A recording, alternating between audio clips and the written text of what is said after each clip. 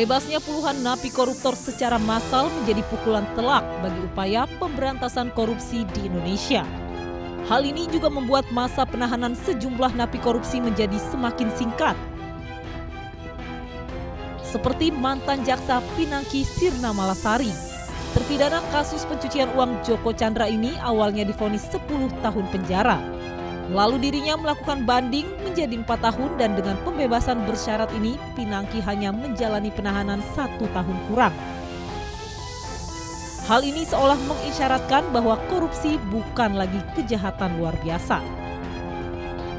Ini jelas-jelas sebenarnya mencederai semangat pemberantasan korupsi yang dituangkan dalam Undang-Undang Pemberantasan Korupsi nomor 31 tahun 99 maupun nomor 30 tahun 2002. Di sana dinyatakan ini kejahatan luar biasa, maka prosesnya pun penanganannya pun dengan cara-cara luar biasa. Artinya beda dengan perkara yang lain. Sekarang dianggap sama. Ya sudah, selamat datang di era bahwa korupsi menjadi perkara yang biasa dan sama dengan perkara yang lain. Bebasnya puluhan koruptor juga menuai pertanyaan sejumlah pihak.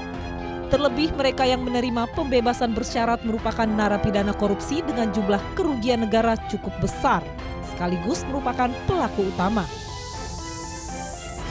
Salah satu faktor pemicu yang dinilai mempermudah para napi koruptor bebas yakni dibatalkannya PP nomor 99 tahun 2012 tentang pengetatan remisi dan pembebasan bersyarat bagi pelaku kejahatan luar biasa termasuk korupsi.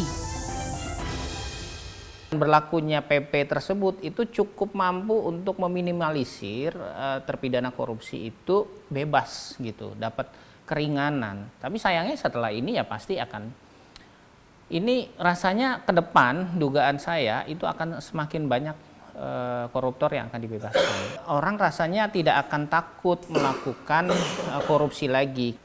Nah ini kemudian ada kebijakan pembebasan bersyarat remisi sebagai dampak dari pembatalan dari PP 99 2012. Pencabutan PP tersebut dinilai menjadi titik awal melemahnya perlawanan negara terhadap korupsi.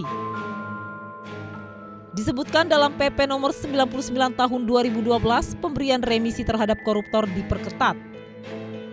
Di antaranya dalam pasal 43A ayat 1, terpidana harus menjadi justice kolaborator. Telah menjalani sekurang-kurangnya 2/3 dari masa pidana, telah menjalani asimilasi sekurang-kurangnya setengah dari masa pidana, menunjukkan kesadaran dan penyesalan atas tindakannya. Sayangnya, aturan yang memperketat pembebasan bersyarat bagi napi koruptor tersebut telah dibatalkan oleh Mahkamah Agung.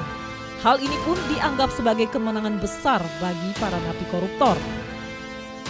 Nah ini kan yang jadi persoalan selama ini, maksudnya yang menjadi tameng bagi pemberantasan korupsi buat terpidana korupsi ini bisa bebas, yaitu tadi soal dia bisa atau tidak, atau pernah menjadi justice kolaborator atau tidak. Masalahnya mereka adalah kebanyakan kan pelaku utama tuh yang terjerat tuh, jadi sulit tuh bebas gitu. Nah dengan ini dihapus, pasal soal justice kolaborator itu dihapus dalam PP 99 2012, pada akhirnya ya begini, 23 koruptor melanggeng bebas. Dalam sejumlah pengungkapan kasus korupsi, peran masyarakat dinilai sangat signifikan dalam memberikan laporan terkait dugaan-dugaan terjadinya korupsi. Dengan bebasnya koruptor secara massal juga dikhawatirkan akan menimbulkan ketidakpercayaan masyarakat terhadap lembaga hukum. Kami mengkhawatirkan bagaimana kemudian apatisme di masyarakat. Artinya apa? Nah, kami tidak peduli lagi dengan tindak pidana korupsi. Buat apa kami melaporkan tindak pidana korupsi ke KPK, ke penegak hukum misalnya? Toh ketika dihukum, dia mudah keluar, tidak ada efek jerah, bahkan tidak bayar denda, tidak bayar uang pengganti. Nah ini kan mengkhawatirkan bagi kami, bagi KPK. Kondisi pemberantasan korupsi di negeri ini seolah semakin surut ke belakang. Selain mudahnya syarat pembebasan bagi napi koruptor, hingga kini wacana pemiskinan koruptor pun masih jalan di tempat.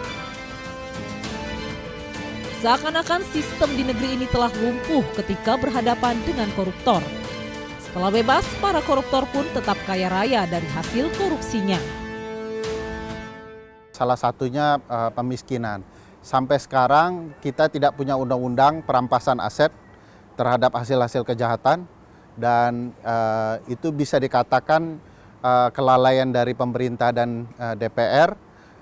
Kalau undang-undang semacam ini ada, bukan tidak mungkin banyak kasus-kasus extraordinary termasuk koruptor itu akan jera dilakukan, karena koruptor itu kan menikmati ya korupsi besar-besaran, nanti dapat keringanan hukuman, lalu keluar uangnya masih sisa karena tidak bisa dirampas oleh negara.